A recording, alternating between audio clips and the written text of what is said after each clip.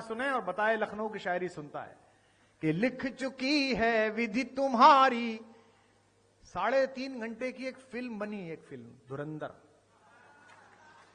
अच्छा भाई, फिल्म बनी है, देख लो या मत देखो, यही तो होगा भाई। फिल्म बनी है, देखो मत देखो। देखने वालों ने तो हल्ला नहीं मचाया, जिनको विरोध करना था भाई साहब ये तो प्रोपोगंडा है। किसके खिलाफ?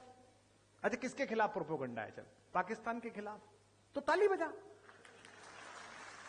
इस देश में कुछ लोगों को समझ में नहीं आती है, और ये लोग जो मंच पर बैठे हैं, जिस दल के अधिकांश हैं, ये इतने तेज लोग हैं, ये हर 5 दिन बाद प्रतिपक्ष को एक होमवर्क देते हैं। अच्छा वो उठा के ले जाते हैं। अरे भाई वो दे रहे हैं तो मत लो। वंदे मातरम के 150 साल मनाएंगे, 150। अब इन्होंने जब भारत माता की जय 2 बार बोला तो 3 बार बोल देता भाई। हाँ देखो वो तब से बोल रहा है। मेरे को मिल गए थे एक दिन, मेरे को हैदराबाद की फ्लाइट पर लौटते में मिल गए, तो मेरी बगल की सीट पे थे। मैंने कहा भाई जी आपको प्रॉब्लम क्या है भाईजान? बोले देखिए कुमार साहब हमारे यहां नहीं है, हम नहीं बोल सकते। मैंने कहा क्या नहीं बोल सकते? बोले भारत माता की जय। मैंने कहा सुनाई नहीं दे रहा, थोड़ा जोर से बोलिए। बोले भारत माता की जय।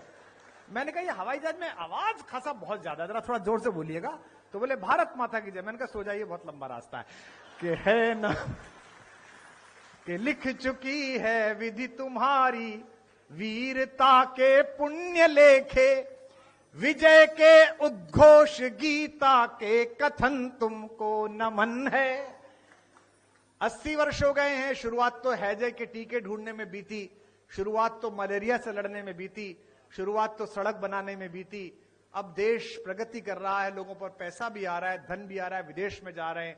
आदमी बड़ा हो जाता है, घर के बच्चे बड़े हो जाते हैं, तो पुरखों को तलाशता है कि वास्तविक पुरखे कौन थे, फोटो किसका चिपकाना था। अब फोटो चिपका रहे तो करे ये कहां से ले आए?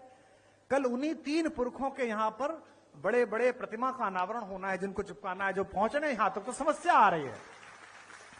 और ये लोग तो इतने तेज है कि उन्होंने कांग्रेस कार्यालय के बाहर उनका एक पुरखा बिठा रखा था, सरदार पटेल, उसे उठा लाए।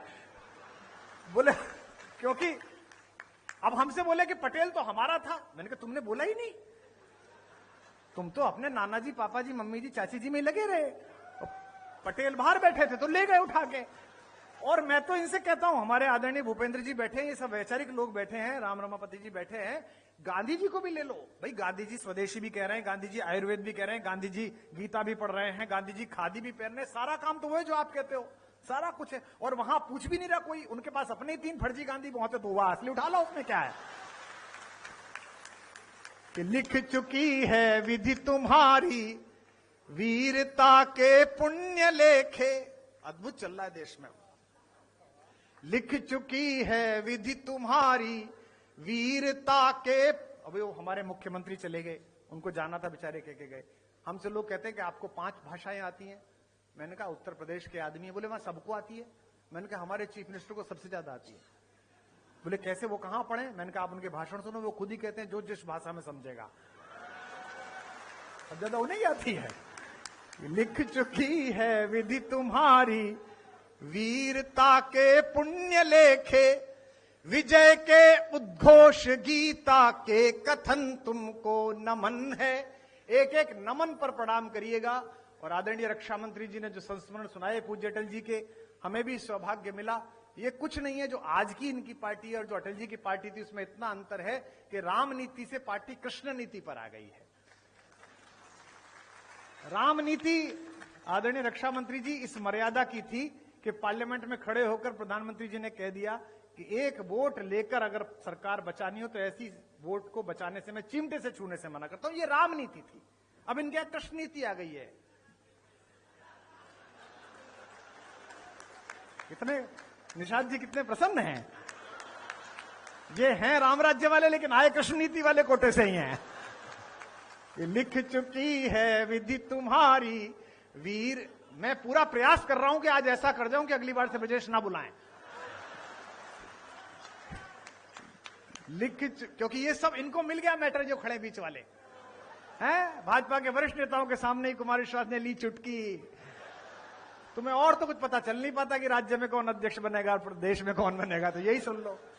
लिख चुकी है विधि तुम्हारी, वीरता के पुण्य लेखे, विजय के उद्घोष गीता के कथन तुमको नमन है। पंक्ति सुनिएगा। बहन के विश्वास, भाई के सखा, कुल के सहारे, पिता के व्रत के फलित, मां के नयन तुमको नमन है। राखियों की प्रतीक्षा, सिंदूर दानों की व्यथाओं, देश हित प्रतिबद्ध यौवन के सपन तुमको नमन है। और अंतिम प्रणाम पर सब एक साथ प्रणाम करके विदा देना। राखियों की प्रतीक्षा, सिंदूर दानों की व्यथाओं, देश हित प्रतिबद्ध यौवन के सपन तुमको नमन है। कंचनी तन चंदनी मन, आह आंसू प्यार सपने, राष्ट्र के हित कर गए सब कुछ हवन तुमको नमन है। तू है नमन